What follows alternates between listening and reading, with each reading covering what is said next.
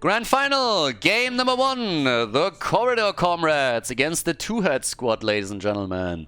Yeah, we got our best of 5. So we already had the two-head squad in the previous series, our best of 3, where they took down Team Rage Quit. And now we are crowning the champion of Season 14 of Division 1. Well, not quite yet, but soon TM. So, on the left side, we got Marlow on Cassia, we got Menaldor on Leoric. We got Vexu on Malfurion and Nano on Chromie and Evan on May for the Corridor Comrades. On the right side of the map, the two-head squad with X-Ray on Diablo, Hazops on Tychus, Rutsu on Lucio de Quasar on Diva, and Ultralisk on Sylvanas. Now again, this is the amateur series, so yes, you have seen a lot of these players on different teams, but for the amateur scene, at least when we're looking at HeroesLounge.gg and Division 1, you don't have to play with the same team. This is a big opportunity for a lot of those guys to play with other players, just have a little bit of innocent fun. There's no prize money here involved. This is for all the esports dollars in the world. This is for pride, honor, and glory, and for bragging rights. So that's what all of this is about, and therefore it's a little bit less on the line here than when you're playing in the Masters Clash or in any other tournament. So Leo going down at the top lane. Oh, excuse me. Leo activating his trade at the top lane. And down here at the bottom of the map, Ultralisk and his boys, they're having a bit of trouble keeping the rest of the blue team at bay, but they're managing. So now here comes the rotation as Diablo is starting to move down. And immediately X-Ray gets attacked. Once again on Diablo. Chromie, by the way, coming in with a Dragon's Breath setup. And we have, of course, a bit of lockdown for them. I mean, they have a lot of CC. They have May, first of all, at the front line. They have Leo for the additional slow. On top of that, they also got Malfurion, who can come in with the Emerald Dreams. And, well, as long as Chromie doesn't suck, she's going to be able to get a couple of hits in.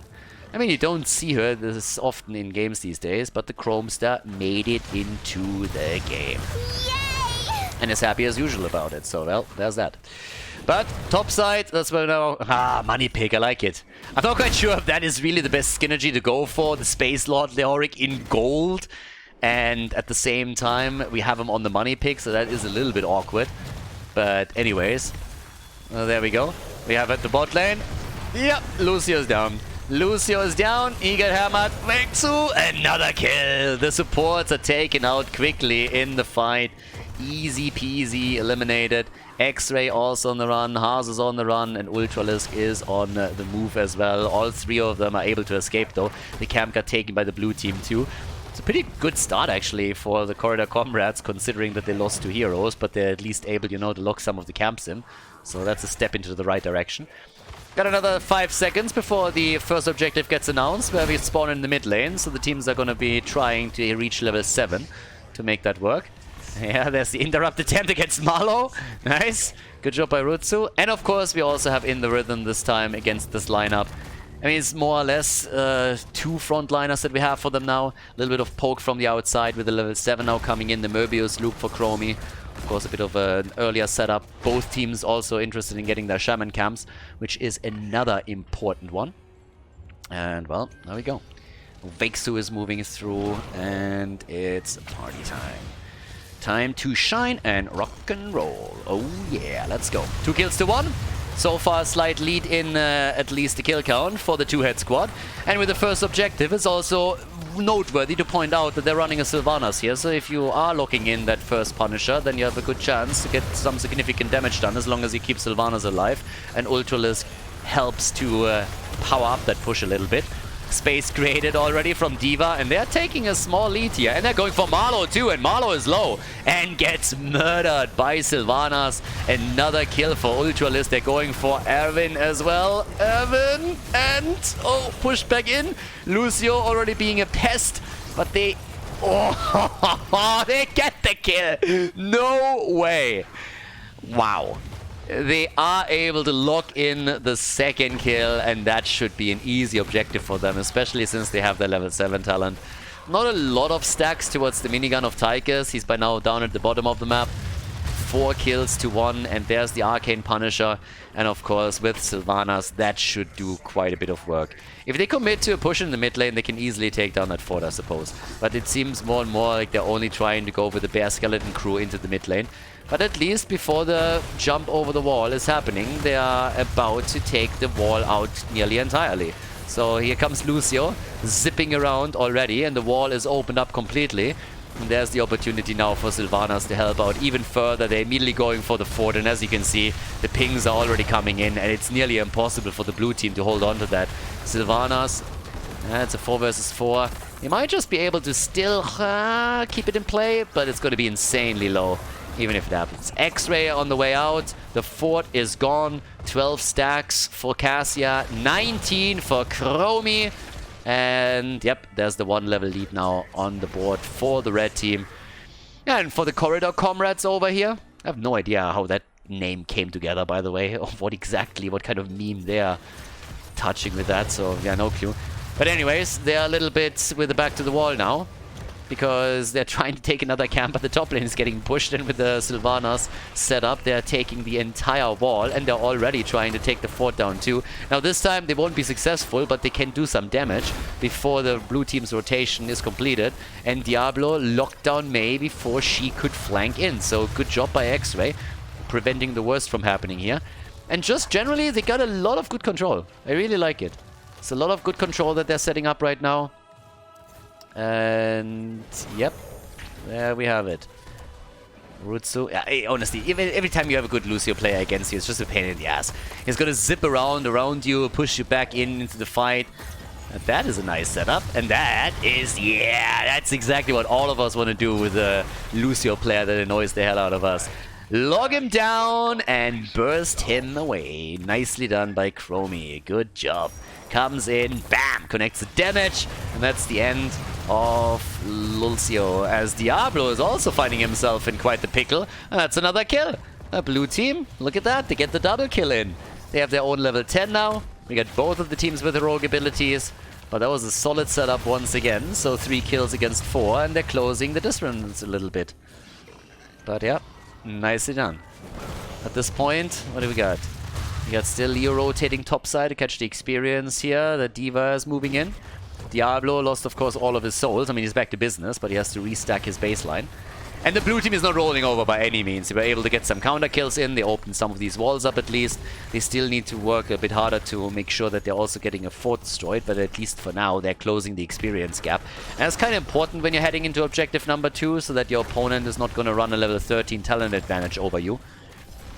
In regards to damage, we have 13,000 for Tychus, 15 for Leo, who's getting a lot of drains through in this game so far.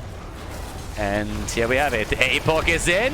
Here comes Hazu. They're trying to go again for Mei, and Diablo is not letting go. Moves in and is able to keep Mei in the team fight.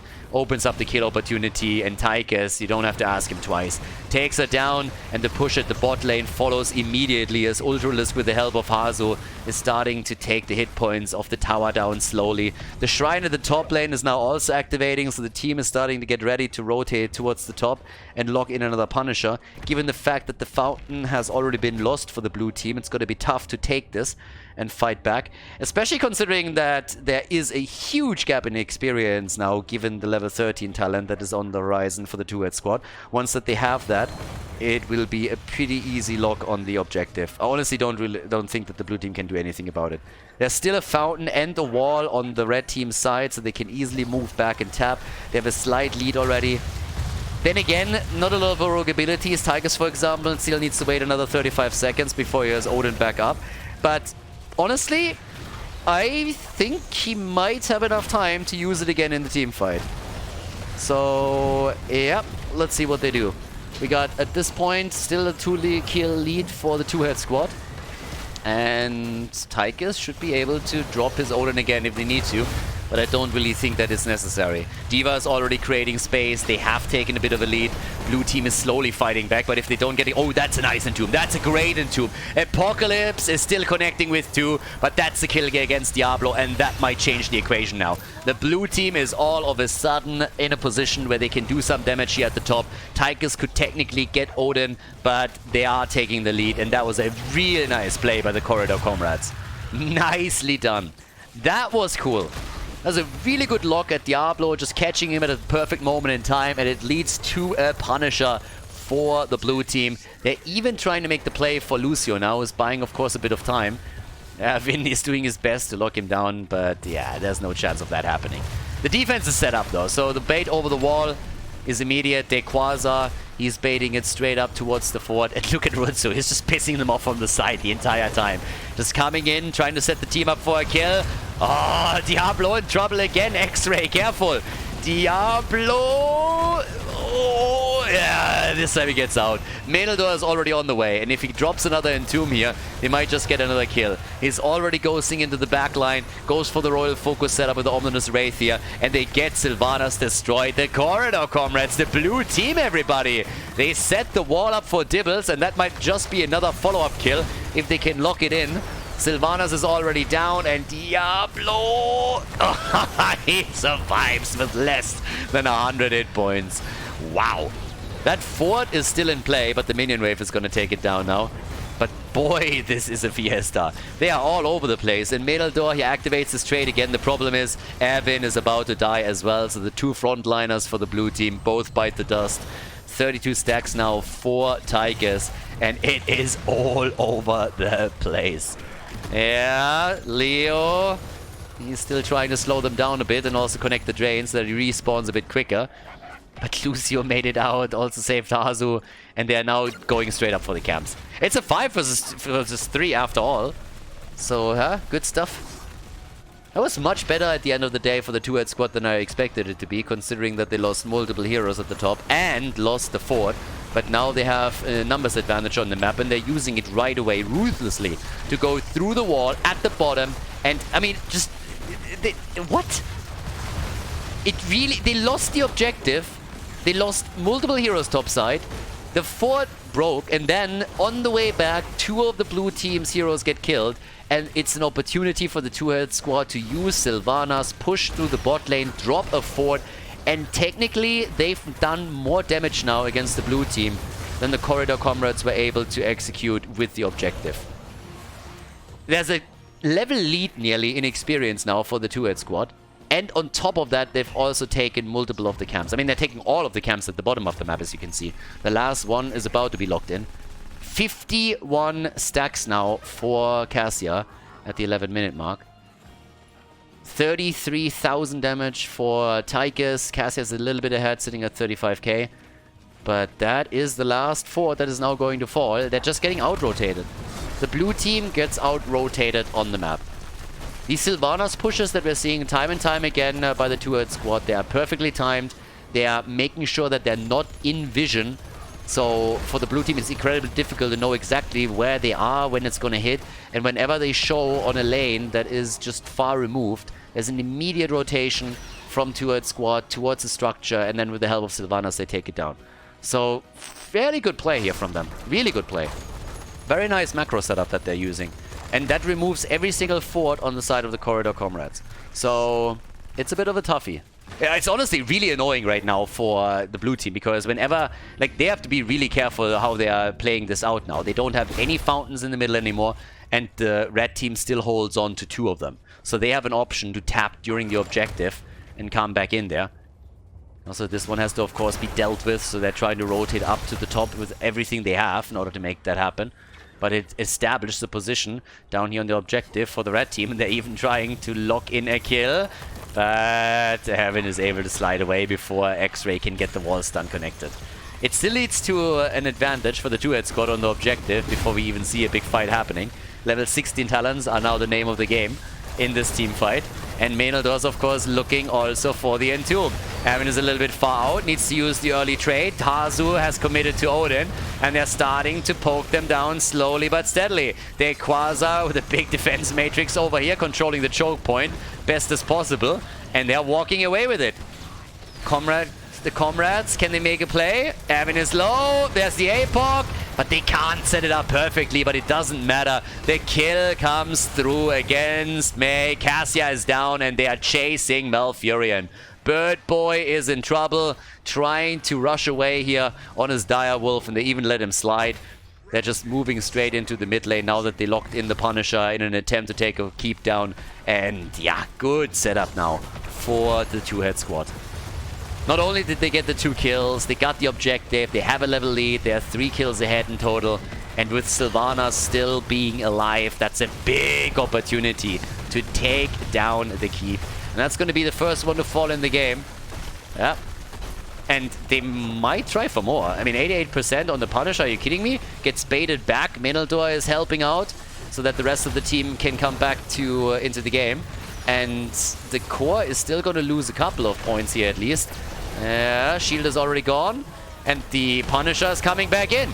If they get a kill or 2, this game's over. But Sylvanas falls, and that's perfect. That's exactly what they needed here. Sylvanas is gone, and that's such an important kill. They get Tychus too, and they're trying to clean house. The Punisher, on the other hand, is still on the core. Rutsu, still alive, but not for much longer. Punisher gets baited over once again. 4 heroes are dead, and the only one that survives is X-Ray. Yeah. Runs away quite quick on that. Core is losing a few hit points, but really it's not too much. 94. Punisher is busying himself with the rest. And what is the blue team doing? Are they thinking? Are they trying to end? They have not enough time for that. The Punisher is getting way more damage on the core now than I expected, because nobody's defending it. But with the commitment here at the top, there is no way they can end the game here. 7 seconds on Sylvanas, 13 on Tychus. They might get the key, but that's about it. And they sacrificed another 50% on their core just to get a keep, if that's what's happening here. I'm not so sure that that's a trade that's really worth it. Now, granted, if they win another fight, they have now an opportunity to go to the top and end the game. But that's 50% on the core. Now they have to be afraid that there's going to be a backdoor. If they would have stopped the Punisher at 90% or so on the blue team score, then backdooring is not really an option for the two-head squad. But now that's changed. So, whew, that's a tough call that they just made there. Chromie hasn't died yet, by the way. So, yeah, this one is a little bit of a risk that they're running here. As long as they have vision on the map, push the laners out properly, it shouldn't become an issue. But, yeah, you're always risking that you're now getting murdered, especially since level 20 talents are in. Then again, it's also going to be available for the blue team, so both of them have their Storm talents. And that gives us the Buried Alive. So now they have a really good setup for Menaldor to maybe catch one of the damage dealers, shut them down early, and get a quick kill against them. Mix and Fire is in, got the big red button, Bolt of the Storm. Only one that hasn't committed to a level 20 is May. So she's waiting this out a little bit more. Next objective is spawning at the bottom of the map. And this is another lane where we still have a fountain for the two-head squad. So they have on 2 lanes still a fort in play, and therefore also a fountain that they can use as an option to just tap up the hit point and mana pool during a fight. And of course, stacks are also now coming together a little bit better. We have 72 for Cassia, 44 for Tychus. The Quasar, he's like, I'm out, boys. And there it is. Okay, so let's see what we're getting. All the way towards the top. Yeah, it's a good timing. That one gets taken out. Then the top lane push is happening. And everybody is already joining up at the bottom and in the mid lane. There's finally the level 20 talent for May. The Flash Freeze. Okay, so full stacks also for Diablo. I haven't pointed that out yet, but he hasn't died in a while. Was able to save himself in the last fight. So he's now on full HP. And, well, rotation towards the top to deal with this. A lot of money picks in this game. I like it. But, yeah, now they're pushing out the top bot lanes. Look at what's happening. They're pushing these lanes out a little bit, and they're threatening this more and more. And the more vision is lost to the blue team, the more dangerous it gets. So they need to be real careful here. And here comes the next objective. So they got Chromie at the bottom. She needs to deal with this. The catapults are starting to pack a bit of a punch now that we're 18 minutes into the game. And as they are continuing to scale, you gotta be super careful that they don't reach the keep, the core, you name it. But that's the big fight now. Because with the second objective gone, again, you take the keep, you go core. The core is down to 44%. That is nothing. It's absolutely nothing. So here we have it. The first attack. Corridor Comrades are already pushing straight into the objective. They take the early stacks. But here comes the fight back. And D.Va can start this off with creating a bit of space, going for the explosion. Then again, they're already going for Leo. And they're getting some nice damage in against Menildor. Yeah, good body slam here by X-Ray as he pushes him into the wall. But still fairly even on the objective. 18 stacks to 21 now. Here comes the wall. There's already the explosion. Nequaza is jumping out. They're trying to go for him, but they can't make it happen. Leo is dead. No entomb from him. No buried alive. And now the chase is on as they're going for Malfurion. And Bird Boy is down. Malfurion gets eliminated. Here comes the Wailing Arrow against Cassia. She's dead as well. Erwin, Nano, Chromie, and May are both on the run and both about to die. Tychus is locking in the objective. But we already have the first player on the way into the mid lane. They know that the core is wide open with 44 points on the core. There's absolutely no chance anymore for the blue team to respawn. This is going to be the 1-0 lead in this best of 5 series. The grand final of the Mythical Championship, and the two-head squad, they are locking in the victory here on Infernal Shrines as they take the lead. Nicely done, GG, and well played. 14 kills, 210 at the end of the game. Before we head into game number 2, make sure that you subscribe to the channel if you haven't done it yet so you don't miss out on any future content here on Khaldor TV. Game on! Game number 2! The Corridor Comrades against the two-head squad, everybody. Yeah, starting game number 2 took a little bit longer because in the meantime Blizzard released some news. Blizzard now has introduced, or will introduce, Lone Talents. So while we were waiting for the Christmas event in Heroes of the Storm to finally end and the Christmas season to be stopped, while we were waiting for months now for a proper balance patch and for Blizzard to fix all the bugs that they introduced in the last one, Blizzard has been working on Lone Talents. Because that's what you really wanted. You just didn't know. Anyways, so coming from Blizzard and their massive disconnect with their player base, back to our game here. We got a 1-0 in the best of 5, and on the left side, the Corridor Comrades with Marlo and Rexa. I guess we're going to skip the player introduction for this time. But when we're looking at the lineup here, we got a Zarya set up for the two-head squad, and that allows them also to get a Kharazim into action. We of course have the killer composition on the blue team side, so pretty easy to execute, but always insanely powerful. A good variant with the taunt coming in, locking you down, the follow-up from heroes like Malfurion, or in this case Stukov, and then the burst damage. The problem is Varian needs to reach level 4 for it, and he needs to be alive. So that's two things that are currently not the case, and therefore our boy is dead. Easy peasy. So, good kill over here, and thanks to the 4-man, oh, they're speedrunning it, aren't they? Yeah, they're pressuring hard with a quick kill against Varian. One of the big dangers on the other side is already eliminated, and therefore they can come in and take the tower down to nearly, well, less than 50% HP. And they're also attempting to steal the pumpkins away. If they actually manage to do that too, that would be nuts, because that means that the bottom wall is more or less gone. So, good on them. Yeah. So far also, by the way, one of the unfortunate things is that sometimes with the UI, the talents on D.Va appear a little bit late, so yeah, sorry for that, but that's going to kick in eventually. For now, unfortunately, we don't have any information there, but either way, this UI still kicks the ass of Blizzard's actual UI 6 days to Sunday. I mean, to the day, by the way, to the day, we're in 2021 right now, and still the Blizzard UI is not able to properly stack quest talents and baseline quest talents. Just to put a little bit of perspective out there. That might be something that you could address instead of introducing fucking lone talents that nobody talked about. Thank you. Nobody asked for this. How about you fix some of the bugs first? Just a couple of them. You don't have to fix all of them. Just fix a few. And then we can talk about lone talents. No, I'm not mad at all. Not even a little bit. Not even a little bit. I tell you who's mad too. Cassia's mad. Our girl gets some damage in and gets the easy kill against Rexa. He got wrecked. And now, with 2 kills to 0, the team is really pushing for the bot lane control. And this is, of course, the big one. If you're controlling the bot lane in this game, on this map, then you always are in a pretty solid position because you have control over the lane where 2 of the pumpkin camps spawn, and you can try to get some core points removed through that.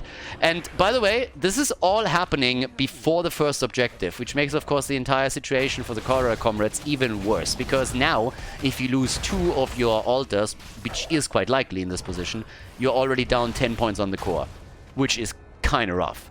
And if you're even getting in a little bit more, then whoo, that's gonna be yeah, a nightmare. You could end up with a 40-0, and they're trying to go for the top lane now, so that eliminates a little bit of time, but they can interrupt on the left. 2 of the altars are already being channeled. One is done. The one on the right side is currently underway. Rexa is down. Can they interrupt? They're trying. Ultralisk jumps in, and they might just get 4 all of them, but they lose Zarya. 10 shots are already off the core on the other hand. 40-30 at this point in time. Still a 4 versus 4 here, and Ultralisk is going for another interrupt. And they are about to drop Varian again. The explosion of D.Va is already underway. They want to go for the frontline tank, and they should be able to get him now. But X-Ray isn't able to close the gap properly. They are trying to go for the 40-0. They are trying to go for 40-0 victory. There's no NA team in here, but it might happen. That's a level 7 talent that they already have. Look at the gap in experience. We're only 4 minutes into the game, and this is already bananas. X-Ray gets interrupted, and it's always difficult to channel this through this early in the game if you're the opposing team. But they're gonna try. Here comes the combo. Once again, the interrupt, the flip, and that's the end of Stukov. Stukov is down, 5 kills to 1, 2 levels ahead. They're blocking the shots. Nano's the one trying to interrupt, and it seems like they're gonna grab it. Yep, that is another 5 shots fired, boys. They are murdering it. 25-40 on the core. Oh, that's rough.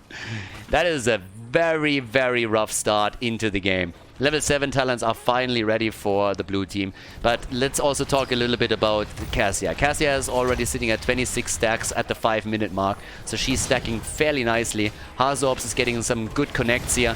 Of course, making it easier is the Rexa setup on the other side. D.Va down. They get the pilot too. Good for them. So there's another kill for the blue team. Yeah, they're definitely trying to bring it back now. But as I pointed out earlier, the pumpkins at the bottom of the map, they are going to become a bit of a problem, and they have to be dealt with now because they're already making their way over towards the death zone. But there's a solid opportunity at this point for the blue team to finally regain control over the bot lane bell tower. And that's exactly what they are trying to accomplish here. So they're pushing the minion wave in. And maybe now, with the cover of the minions in play, they have a chance. But here comes Garrosh, and he goes straight in for Rexa. And that's another kill against the man with the mask. Easily eliminated. And obviously, the level 10 is so close that things are gonna get real tough for the blue team. The next objective should be an easy lock for the two-head squad. It's a double altar. If they get the one at the top left too, thanks to the level 10 ability, then it would be a disaster. Here comes the 7-sided. They want the kill, but a really nice move from Stukov. A few more shots are being fired on the other hand, and that's 22 points on the core against 40. Nearly a few kills against the two-head squad, but Stukov, while he shut down the aggression, he wasn't able to provide his team with a better opportunity for a kill. Now the retake at the bot lane has finally happened. Marlow was the one to deal with it. And at the top, they're of course hoping to get the full setup now. They want to make this a 40-0. They want to go the full distance here. Hasn't happened a lot in the history of competitive Heroes of the Storm, but every now and then there is a glimpse. But of course, you are endangering yourself when you go this deep into enemy territory, and that leads to kills on Cassia and Zarya. And that is going to shut down the 40-0 dream right here and there. 18, by the way, to 40. And now they're going also for the boss. They're trying to at least remove that. It's catch-up time. The Corridor Comrades, they're trying to move in to make a bit of a play here. They're trying to somehow close that gap, and it is going to be an uphill battle from here on out. But at least they're going to get 8 shots connected now. The boss is already in. The 5 shots are fired, and it puts the core down to 32 in total, as they're fighting over the middle of the map once again. Level 10 abilities are of course in. We got Cassia with the 21,000 damage. Li Ming is a bit farther up with 31k. She got a lot of opportunities in the last objective fight to get some long-range poke out as the red team was trying to channel the altar, so good on her. Rexa had a tough time though. Marlo was killed 3 times in this game already. And is coming in here with a bit of a flank, and the setup against X-Ray. The taunt is in as Varian comes straight through with his level 4, but they don't have the damage follow-up on it. And instead, Misha gets attacked. Yeah, no chance for her. An unbearable loss for Rexa. My condolences here, but she'll be back. She'll be back or replaced with a new one. It's actually a good question. Does Misha come back, or is that Misha 2.0 now that we're gonna see in the game? Is that just a clone? Is that happening here? Like, I don't know. Anyways, 40 stacks nearly for Hazops at the 8-minute mark. I mean, pretty solid. It's roughly what you're looking for when you're playing the hero. And they're now trying to go for the kill with the 7-sided strike. And the Cassia follow-up. Sonya is down. And that's the end of her. Easily taken apart. The Eminem of the Nexus has been destroyed. Yeah, and in case that you're actually wondering what I'm talking about and you're not going full mom spaghetti here, and you probably heard me talk about this already if you have been watching the channel a lot, but if not, take a look at the portrait of Sonya and just imagine for a moment Eminem with an orange wig. Just for a second. Can't unsee it, I'm sorry. So, yep, that image is gonna haunt you now for a long, long time. If you've never heard it before, if you're a little bit newer to all of this. Also, what's gonna haunt Rexa is that he's now died for the 4th time. Li Ming is also dead, and they're trying to block the path of Avin. But the slap is happening. As Stukov is saving his front line, so good for them. Now the bottom is easily gonna be burned down again. The level 13 talent is already great. And of course now we're gonna have another channel, 5 more shots fired. And maybe even Pumpkins escorted through. 2 are still in play, so there's a chance. And I don't really think that anybody is going to be successfully defending this. I mean, they are late to the party already. Pumpkins come in, and there's the first one connecting. Second one might make it through too, but nah, they're going to lock it down. Now that Stukov is the lurking arm, it's going to be fine. It's still 12 points to 32. They are far, far, far ahead. And while our 2 top laners are still locked into the one-on-one battle, we have at the bottom of the map the defense of the bell tower. And that one is going strong. 9 kills to 4. Yep, getting a little bit more energy over here too. And it's rough times. Next objective is going to spawn in the middle of the map. It's another single altar that we have. 5 shots there would put the single digits onto the side of the blue team. Marlo is getting farmed. They just want to go for Marlo every single time. This time he survives. Well, no. It feels a little bit bad. It was a good attack and a kill with Diva's explosion. Maenaldor is also dead. Diva is just booping them down time and time again. But yeah, have a look at this one. There's the immediate attack on Rexa. They just hate this guy. Hazu dies in the meantime against the tower shot, against the forward shot. But the Diva explosion, nicely timed by the way, around Zarya too. Zarya came in and cut his path of retreat off, so they couldn't even escape out of the explosion radius. So really, really well done by the entire red team. And they're insanely low in this battle. But there's of course only 3 survivors on the side of the Corridor Comrades. And it's a bit crazy. Yeah, it's a bit of a crazy setup. This is the grand final here, and of course the 2-head squad with all the players that they have on their side. They are the favorites, that was never in question, but they are definitely toying with them in game number 2 of this best of 5 series. We have another talent coming in any moment now with level 16 talents. The objective is currently announced. They try to also go for the pumpkins here, and I'm not sure if that's going to happen. Instead, we have the lock against X-Ray. Careful, can they get the kill here? Nah, I don't think so. Instead, we have Marlo in trouble once again. Marlo, it's just not his day. I don't know what he did, if he maybe just pissed off somebody in the first game, if he came out later and insulted someone's girlfriend or what's going on here, but they are farming the shit out of him right now. And it's getting a bit crazy. They still hold on to the bottom bell tower. Barely, I might add. Maybe not for long. No, for long enough. Yep, long enough to get the altar channel through. It's gonna fall eventually, but Diva is able to get it completed, and here it is. The big hit. 7 points on the core against 32. Boss is coming up in another 8 seconds, so technically they can move in and take that too. That would put the core down to 3. but they're looking for more and more of those bell towers. They really, really, really want to finish what they started. It's not only D.Va at the top lane that is pushing, it's also the mid lane here that is trying to go for it straight away. But damn, they are steamrolling them over here. Another quick hit, another bell tower taken. And if they take the top... Yeah, okay, bot lane has been taken by the minions. I was just about to say, we might even see a few shots coming through. Oh, they're chasing. Here's the taunt. But Garrosh goes in for the save. Needs to get out, but he still gets all the heals. I mean, at this point, it's triple dash that Karazim has available. Boss, as I said, is up. This one is down to 15% HP. And we got another single altar, so honestly, it's the only saving grace here for the Corridor Comrades. There's... Oh, no, it's a triple altar, my bad. Oh, yeah, they're in deep shit now. Triple altar coming up, and the boss gets attacked too. It's level 16 on both sides, but the two-head squad still goes for the risky move here. Normally, you wouldn't see players make that move. They would fall back, but in this case, they're totally willing to brawl, apparently.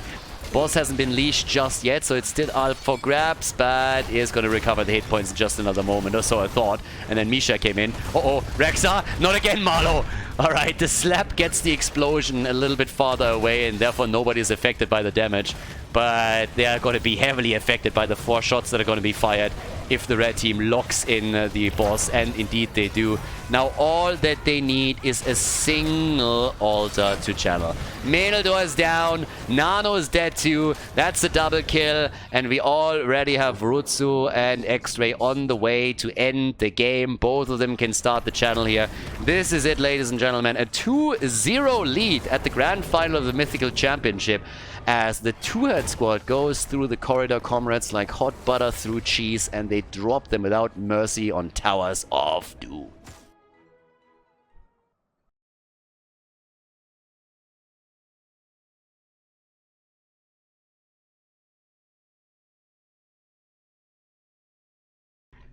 Third game of the best of 5. Yeah, I gotta say, the two-head squad was speedrunning this a little bit. On the left side, we got Marlow now for the Corridor Comrades on Sylvanas as we're heading into Brax's holdout. We got Gul'dan on played by Nano, Vexun, Brightwing, Abaddon and Ubarak, and Menaldor on Rexa. On the right side of the map, we currently got Ultralisk on Genji, Hazorps on Junkrat, Dequaza on Deathwing. We have Muradin in here, played by X-Ray, and Rutsu on Karazim.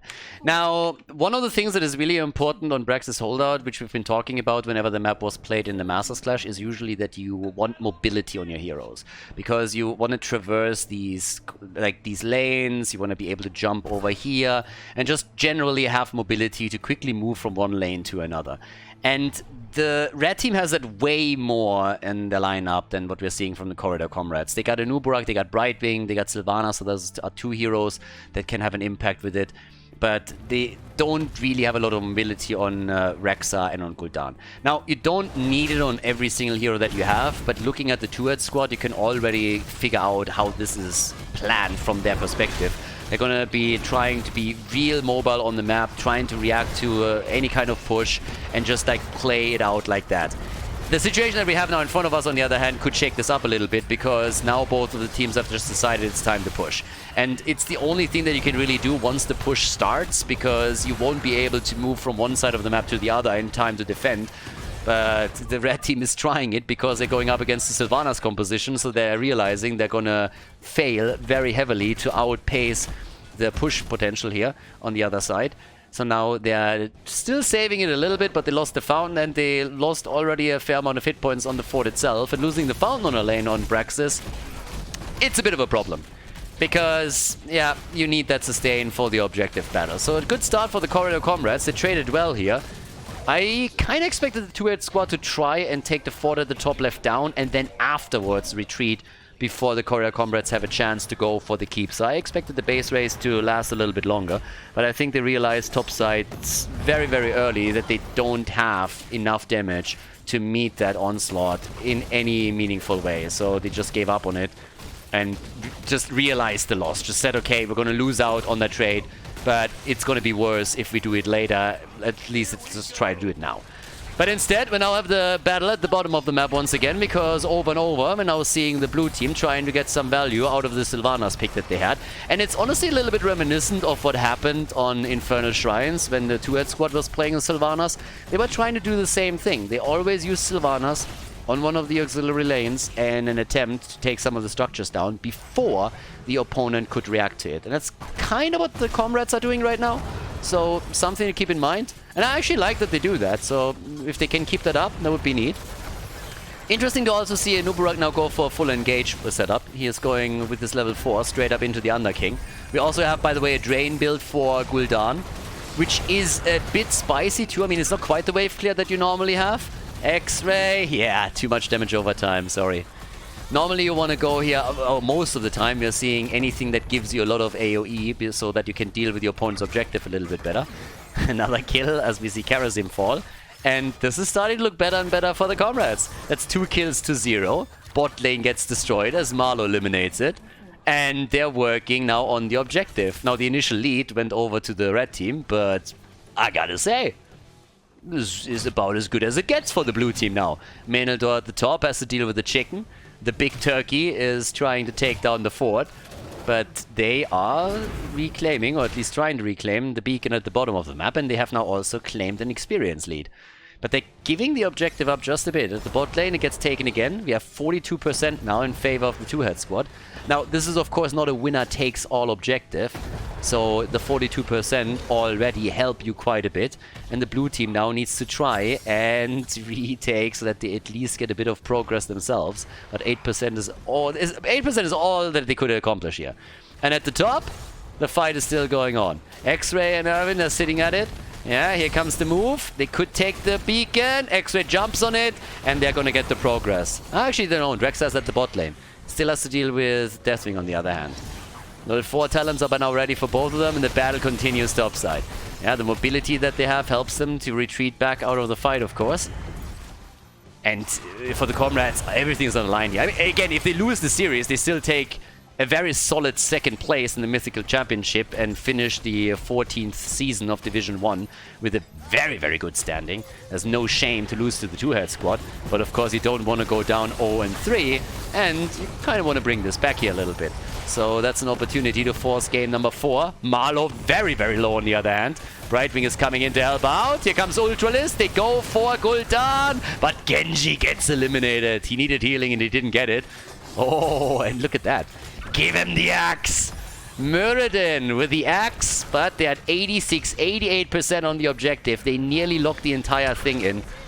Now, this is going to be a big Zerg wave for the two-head squad. The only question really that remains is, can the comrades bring it back a little bit and ensure that they have a counterweight? And it's not the case. 100% to 8, that's a problem. That means your opponent doesn't have to deal with a Zerg wave really, while you are just pushing the shit out of them.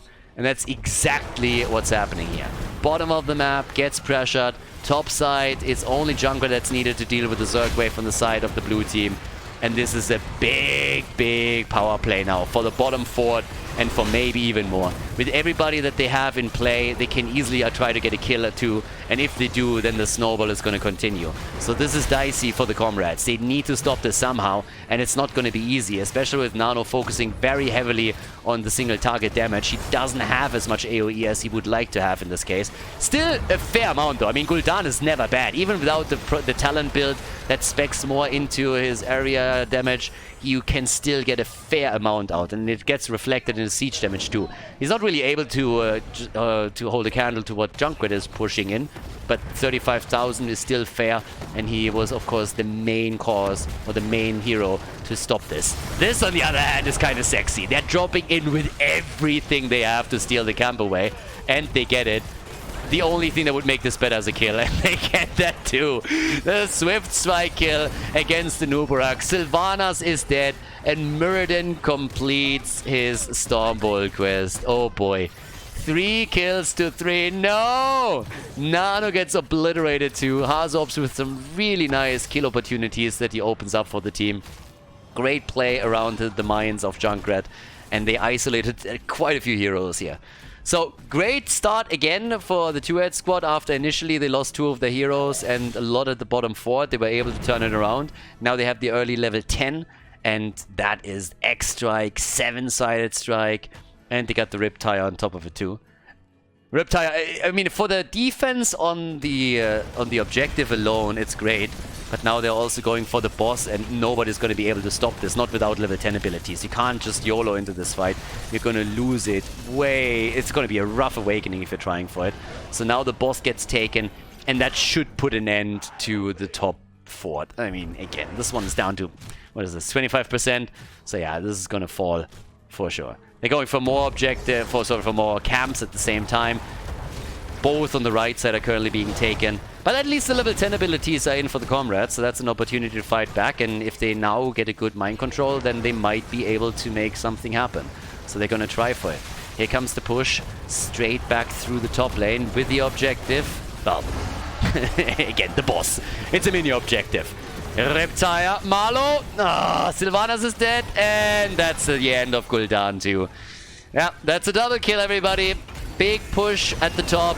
There's also another claim at the bottom as we're having camps pushing both of the lanes. They're starting to take the walls down. 6 kills to 3 now. The objective is up and 2 heroes are splitting off very, very quickly to take control of the beacons. As long as Sylvanas and Gul'dan are not even back on the map, they can take the progress there. And of course the bot lane is even pressuring for the wall at the keep. The one at the top is nearly destroyed. This is not looking good for the comrades at all. They're losing way too much ground here. And the camps are being stolen away. So they don't even have time to defend the bot lane or go for the objective. They're trying to at least get the camp back, and they can't even do that. The camp gets taken. Genji zips out, no problem for him. Menaldor is on the run again, and that's another Stormbolt connect, and therefore the end of Rexa. 84% on the objective already. The bot lane is pushing. This is a disaster right now for the comrades. They need to somehow make something happen here. Yeah, the comrades are struggling again. Another good indicator that Marxism just doesn't work, baby. So the two-head squad, they're moving in. The quest is completed for Gul'dan, by the way, so at least there's that. And yeah, look at that push. Mercenary camps and the Zerg wave. It is gonna be... This might be the end of the game. With a 2-level lead and also a stats tell advantage, objective, it's way too much. They melt the keep down. Has no chance at all. And they're already targeting Gul'dan because he's the main threat to the Zerg wave, so they're trying to ensure that he doesn't get all of the wave clear in play that could potentially stop this. Nobody's even defending the bottom of the map, by the way. They don't care. They know that they have an opportunity to end the game if they just get a kill or two, and they're moving for Marlo right away. But X-Ray goes down. The core is falling though. It's falling quickly. Guys, this is a 3-0 victory. The two-head squad, they lock in the W in this series. They decide the grand final in their favor here at Division 1 at the Mythical Championship. Congratulations, the two-head squad. They are the champions of Season 14 of HeroesLounge.gg Division 1.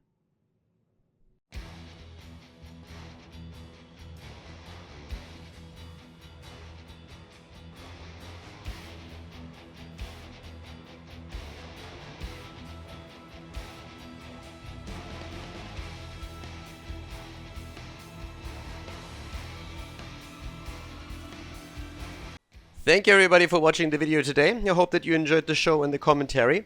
And keep in mind that the spoiler protection that is going to run for the rest of the video is made possible by all the support on patreon.com. So guys, if you want to support my work, if you want to help me start new projects and keep the spoiler protection in place, please consider heading over to patreon.com/Khaldor. There's also a link in the YouTube description, and check that out. Thanks in advance, and see you guys next time with more esports coverage here on Khaldor TV. Have a great day.